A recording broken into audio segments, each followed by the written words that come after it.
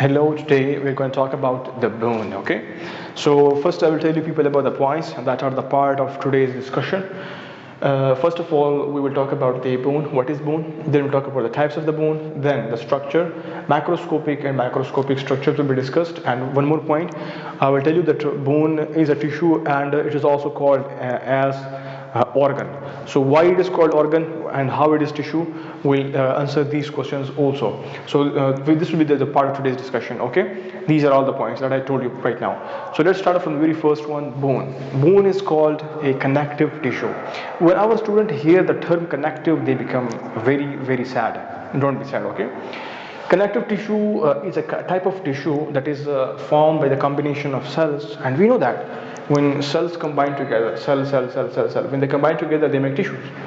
But when the cells are combined in such a way that they are having a distance between them, okay, we'll talk about the cells, so they have distance between, and among all the cells there is a bit of distance over there, and the number of cells is actually less as compared to the extracellular substances, which we call matrix, or we also call them some inorganic organic substances, or we also call them ground substance or fibers, and one word for all these substances is matrix.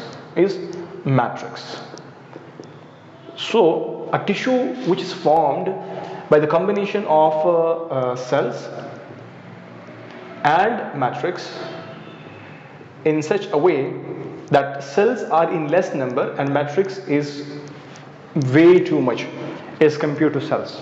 So we can say 98% matrix, 2% cells. This is actually the idea that I want to give you to make people understand about the connective tissue. So such kind of combination of cells and extracellular material, matrix plus cell, if they are in such a fashion, we call those tissues as connective tissues. Now why the bone is called connective tissue? Because in the bone, if we see the cells of the bone, they are in the same fashion, means they are very apart from each other and they contain excess amount of the extracellular material, or we can say matrix. Cells are in less number, matrix is way too much than the cells. So now let's come towards the cells of the bone. So we have osteoblast, osteoclast, osteocytes, and some osteogenic cells. These all are the cells which group together, they make tissues, and obviously we know that these are the bone cells. So when they group together, they will make bone tissue, and they are combining together in this fashion. That's why they are placed in the category of connective tissue. And you guys might know and must know that we have basic major types of tissues, nervous, muscular, epithelial, and connective. And connective, bone is one of those connective tissues, okay? So I told you and I gave you the idea of the connective tissue right now. Don't forget, just recapping for you guys, what is connective tissue? When cells are arranged in such a fashion that they are apart from each other, and they have they are in very less number. Cells are in very less number when they compare to the matrix. So extracellular material is way too much, and cells are in less amount, so in less number. So few cells and way too much matrix, when they combine in this way, they are called connective tissues. And when it is about the osteoblast, osteocytes, osteoclast, so then they will be called as bone, okay? So now bone is a connective tissue. I hope you got the idea why bone is called connective tissue. I hope it's clear now. If still not clear, you can ask questions in the comment box, okay? You can ask. Now let's come to first the types of the bones. We have long, short, irregular, flat, and sesamoid bones. These are the five main types. Long bones, simple. Long bones, you know, in the limbs. Short bones in the carpals, in the tarsals. Irregular bones in the vertebrae. And we have flat bones in the sternum and ribs. And sesamoid bones, see some shaped, like this is actually a seed-shaped bone. So called as patella, which is in the knee, okay? Also called kneecap.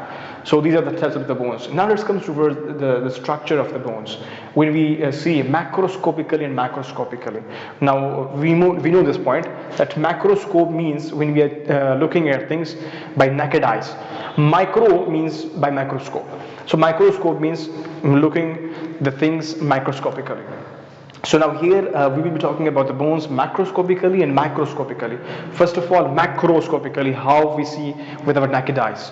So this is the structure of the macroscopic bone, and this is the structure of the microscopic bone. When we talk about the macroscopic bone, we see in the extremities such kind of structure. This is called as a spongy structure and given the name spongy bone. And in between these two spongy structures, we have a rod-like shaped, which is called shaft, also called as diaphysis. So this is the shaft or the diaphysis of the bone, and in the extremities we have epiphysis. Okay, so epiphysis and diaphysis.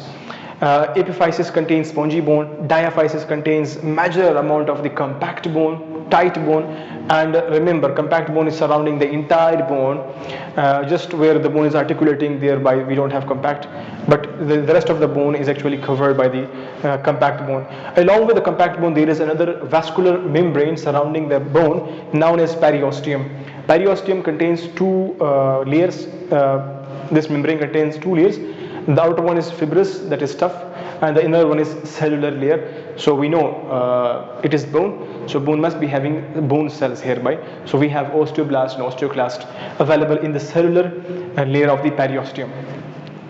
Then we have when we talk about the bone, so we must get the point marrow. So we have bone marrow in the compact bone, also in the diaphysis and in the epiphysis. So in the epiphysis, in the spongy bones, we have a red bone marrow. In the diaphysis, we have yellow bone marrow. And you know, the name indicates, the name is telling you red bone marrow. One thing is that here is abundance of blood supply. Another point, the blood cells are formed here, red blood cells, white blood cells, platelets.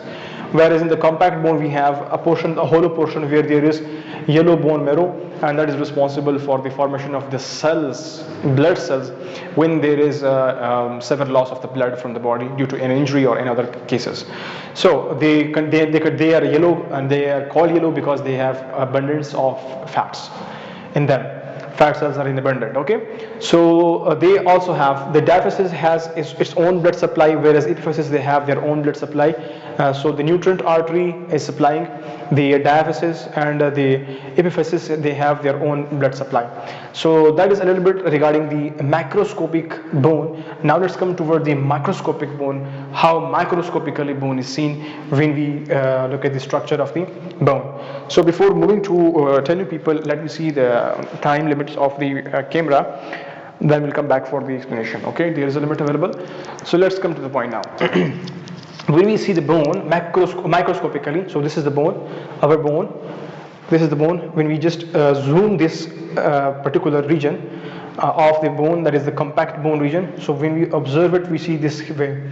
I told you here we have the compact bone. Okay, so when we just take the slice of the bone of the compact region, when we zoom it in the microscope, so the microscopic structure is like this: a central point, then there's a central point, a hollow shaped like structure, and that is surrounded by very large number of rings.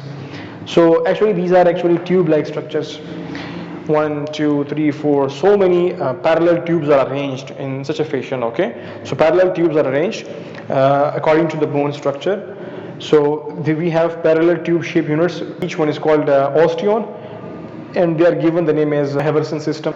So where we have a number of tube like structures, 1, 2, 3, 4, 5 means parallel tubes are arranged, and this arrangement is of what kind?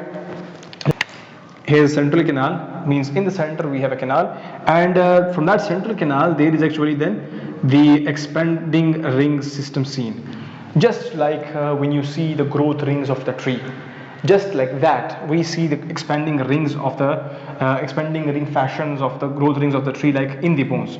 So these are called as lamellae. Each ring is called lamella, and all are called as lamellae. So singular and plural is there. You can use any term, lamella or lamellae. So we have lamellae, so many, and when we talk about the outermost lamellae, so we give the name circumferential lamellae. So now every ring contains, when we see macroscopically, every ring contains a kind of chambers. These chambers are called lacunae, the chambers. There we get the seats for the osteocytes, which are the bone cells. Okay, so mature bone cells, when they are mature, they come and they sit in these lacunae. And we know that cells, they need food, they need nutrients. So that nutrition, that nutrients, they are supplied to the cells by means of the blood vessels.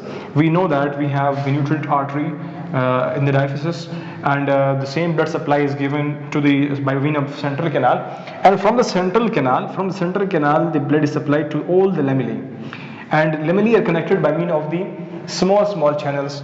Those interlamellae channels are called as canal lacunae.